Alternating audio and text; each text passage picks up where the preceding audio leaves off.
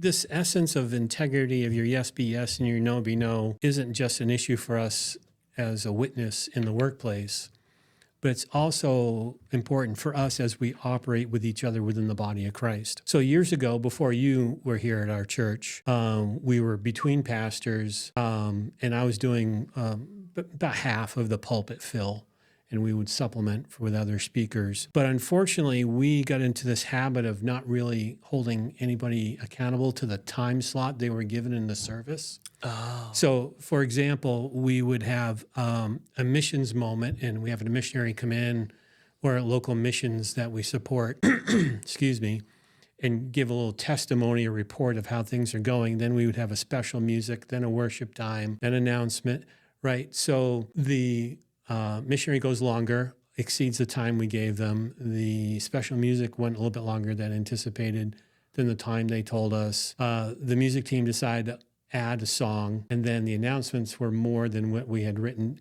So we got to the point where in an hour and a half service, there's usually 30, 40 minutes for the message. And this particular Sunday, we got all the way to the end of the hour and a half and no message had yet been delivered because everyone took more time than they said. So, and this didn't happen just once. This was kind of that was the worst case scenario where we got all the way to the end of the service. It's becoming a pattern? Yeah. So there were 2 times we got to the end of the service and there was no time for the message. But there were many other times where we just went a little too long and something else, the message had to be cut short or rushed through, or we just went late, right? We went 15, 20 minutes past, it's almost 2 hours of a service, which was, I think, a bit much for what people's expectations normally are. But then we brought in our new pastor we have now, Foed Ferris, and he kind of nipped this in the bud real quick by saying, okay, when you go beyond your time limit, you need to go explain to the next person why you need to take their time.